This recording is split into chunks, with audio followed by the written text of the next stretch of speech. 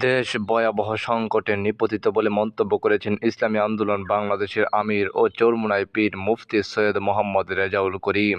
সোমবার পবিত্র ঈদ উল ফিতর উপলক্ষে দেশবাসীর প্রতি আন্তরিক মোবারকবাদ, অভিনন্দন ও শুভেচ্ছা জানিয়ে এক বাণীতে এ মন্তব্য করেন তিনি। রেজাউল করিম বলেন, এ বছর এমন এক মুহূর্তে পবিত্র ঈদ উল ফিতর উদযাপন হচ্ছে যখন মানুষ অর্থনৈতিকভাবে বিপর্যস্ত। মানুষ ক্ষুধা ও বিশাল ঋণের বোঝা নিয়ে ঈদ উদযাপন করতে যাচ্ছে। নানাবিধ সমস্যায় জর্জরিত মানুষ, দেশের স্বাধীনতা ও সার্বভৌমত্ব হুমকির মুখে, আধিপত্যবাদী শক্তির করায়ত্তে দেশ, সব মিলে দেশ ভয়াবহ সংকটে নিপতিত।